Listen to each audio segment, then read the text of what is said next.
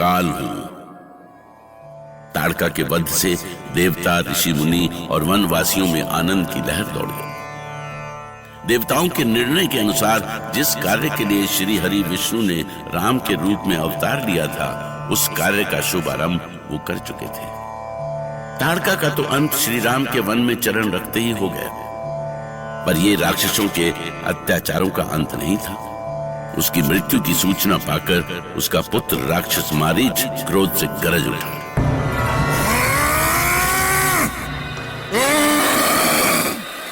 किसका दुस्साहस है ये?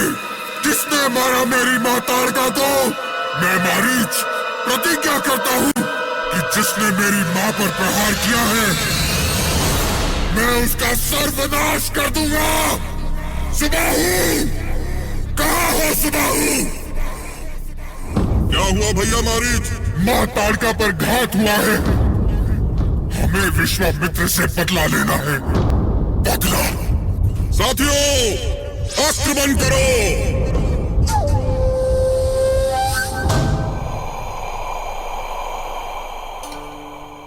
नारायण नारायण, ये राक्षसों का कैसा तांडव है महादेव।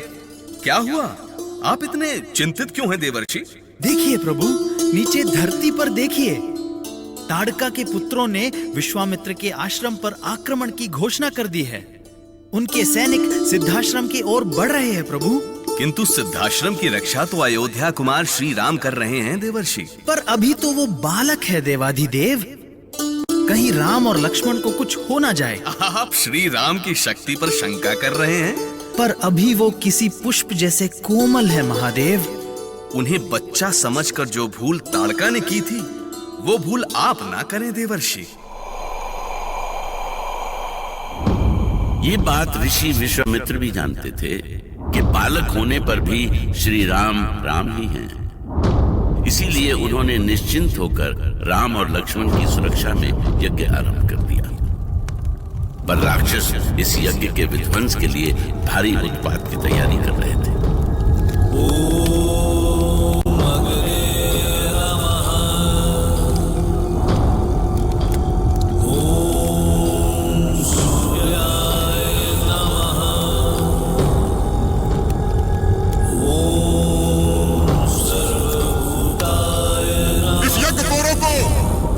विश्वामित्र को और शक्तिशाली बना देगा। आगे बढ़ो, विध्वंस कर दो।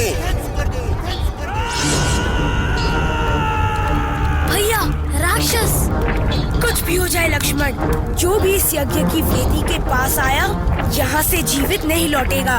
मारीच और सुबाहु ने विश्वामित्र के आश्रम पर आक्रमण कर दिया, पर राम यज्ञ वेदी के सामने चट्टान की तरह खड़े हो गए। राम ने मारीच और सुबाहु के घातक हमलों का मुंह तोड़ जवाब दिया। इस तरह भयानक आक्रमण के बीच भी बिना किसी बाधा के यज्ञ चलता रहा, और चौथे दिन कोई सफलता न मिलती देखकर सुबाहु ने एक चाल खेली।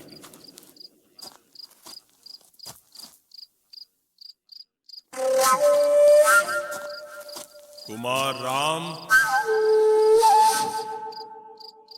कहाँ हो राम? भैया, आपको गुरुदेव याद कर रहे हैं। गुरुदेव तो ध्यान में है लक्ष्मण, फिर वो कैसे बुला सकते हैं? कहाँ चले कुमार? समझ में नहीं आ रहा है कि मुझे कौन पुकार रहा है। मैं देखता हूँ भैया। नहीं लक्ष्मण, रुक जाओ। ये अवश्य ही किसी राक्षस की चाल है। किस राक्षस का दुस्साहस है ये? लगता है उसका काल आ गया है। मैं अभी उसकी अंतिम क्रिया करके आता हूँ भैया। तुम्हें शत्रु और मित्र की पहचान ही नहीं है लक्ष्मण। मैं तुम दोनों का मित्र बनने आया हूँ। कौन हो तुम? सामने आओ। धनुष नीचे करो राम। पहले मेरी बात सुनो। ठीक है, मैं वचन देता हूँ कि जब तक तुम मुझसे कोई छल नहीं करोगे, तब तक मैं तुम पर प्रहार नहीं करूँगा। अपना नाम बताओ। मैं सुबाहु हूँ। पेड़ से नीचे आकर बात करो सुबाहु।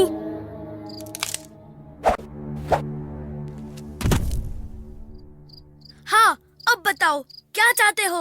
कुमारों, मैं जानता हूँ कि तुम दोनों महर्षि का यज्ञ पूरा कराने आए हो, किंतु क्या तुम्हें पता है कि इस यज्ञ के पीछे कितना बड़ा ढोंग छिपा हुआ है।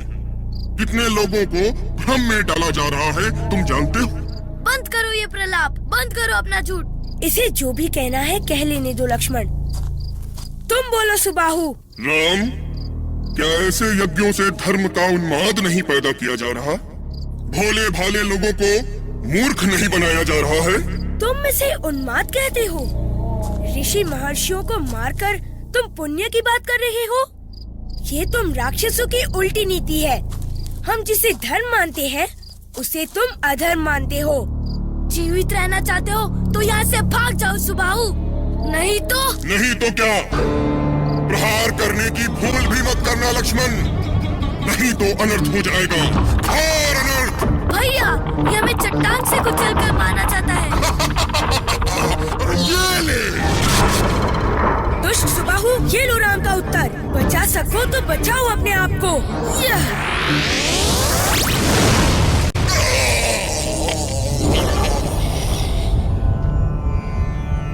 भयानक सुबाहु राम के एक ही प्रहार से धरती पर गिर पड़ा। उसके मुंह से ऐसी चीत्कार निकली कि सारा सिद्धाश्रम थर्रा उठा और अगले ही पल उसके प्राण पखेरु उड़ गए।